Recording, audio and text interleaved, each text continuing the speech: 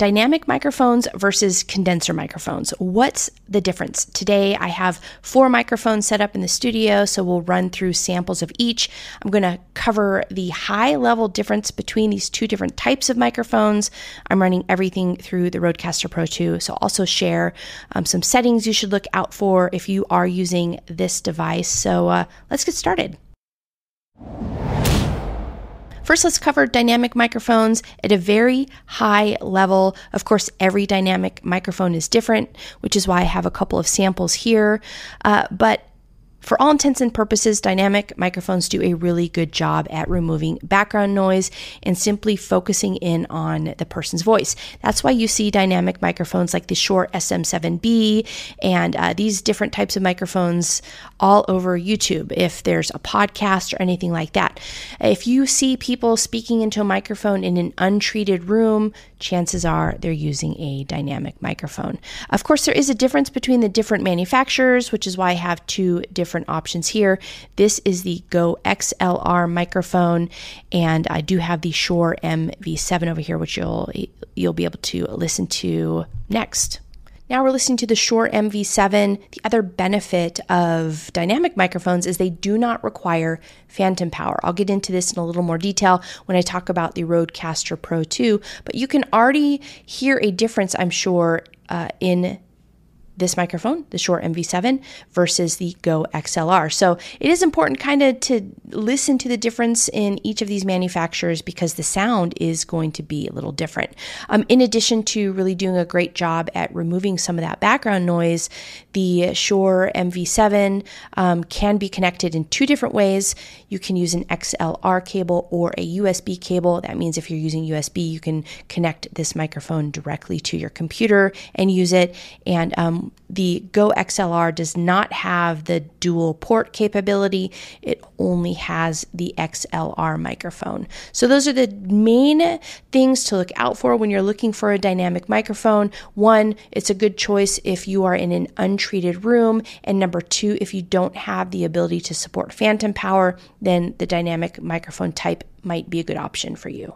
Now you're listening to a condenser microphone. This is the MXL 990. You're probably already hearing a fuller sound in the audio.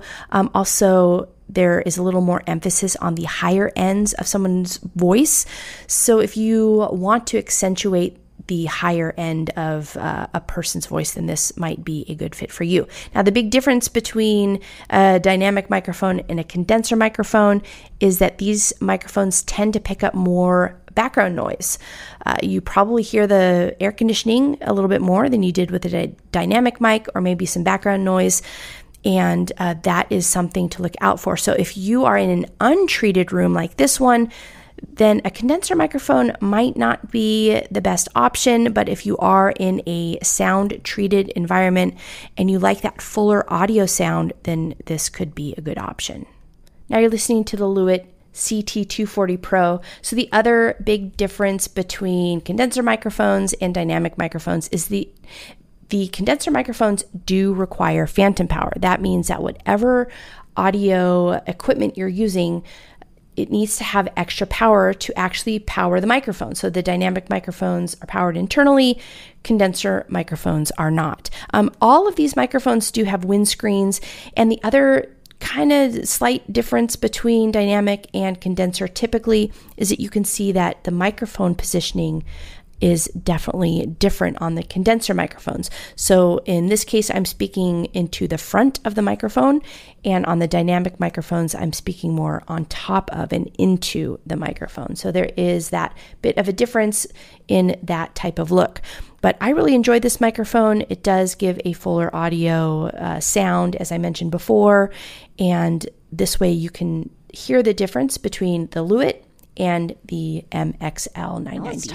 Now let's talk about the audio device that I use for these microphones. Now, all 4 microphones do have an XLR output, and if you have a microphone with only an XLR output, then you will need some sort of an audio device to either capture that audio, and you can also record it. So the only microphone that I'm reviewing today, the Shure MV7, you can plug this mic directly into your computer using a USB cable, but for the rest of these microphones, they're all XLR microphones. And that has to do with the XLR cable that's running from the microphone to the Rodecaster Pro II.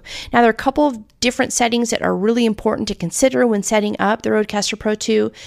And in an untreated room like this, where there's background noise and things can come up, I keep processing off. So the main thing that I want to do when I'm using this device is I want to adjust audio levels if I ever need to. You can set the initial gain levels in the Rodecaster Pro II.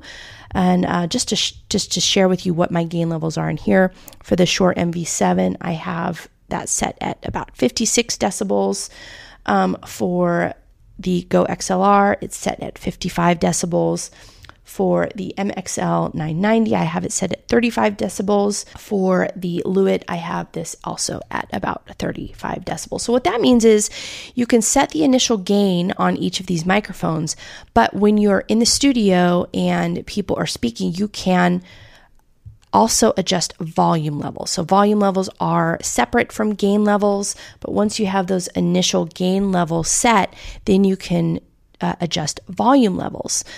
Something to keep in mind why this is important is if you're doing an interview and you have two separate people, chances are their volume levels are different. So that's a great way to remember volume means louder or softer. So set your gain first, and then you can adjust those volume levels while you're doing the recording. The other big consideration to make when you're using the Rodecaster Pro II or a device like this is you can turn processing on directly in this capture device. Now that is a plus if you're in a sound treated room, but in most cases I am not in a sound treated room. So I've learned the hard way that I actually have processing turned off unless I'm in a situation where I don't have any background noise and I can turn that processing on. Now, if you turn processing on, you can fine tune all of the settings here in the Rodecaster Pro II.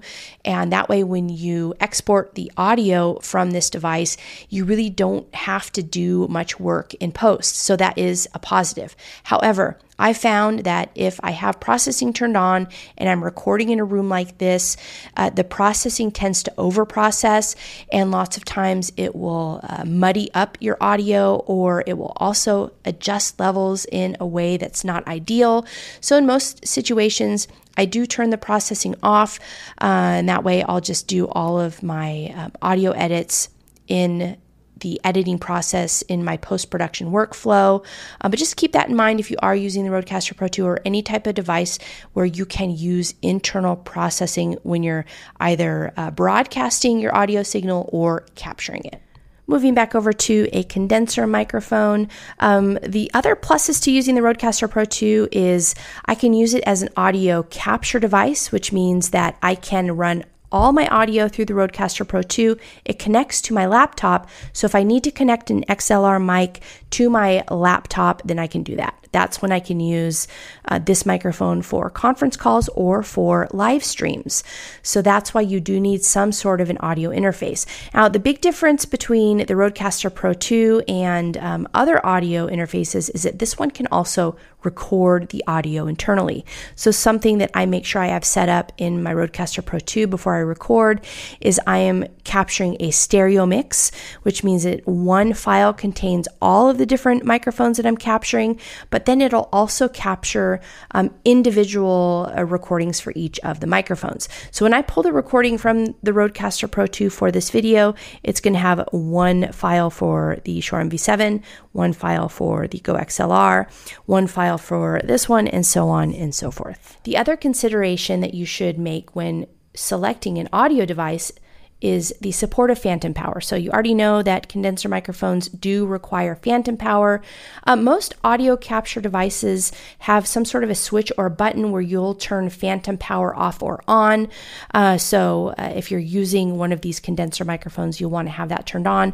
When it comes to the Rodecaster Pro II, all you're going to do is increase gain levels. So this particular device will support higher gain levels, and then that will make it so that you can actually capture and hear mics that do require phantom power like these ones.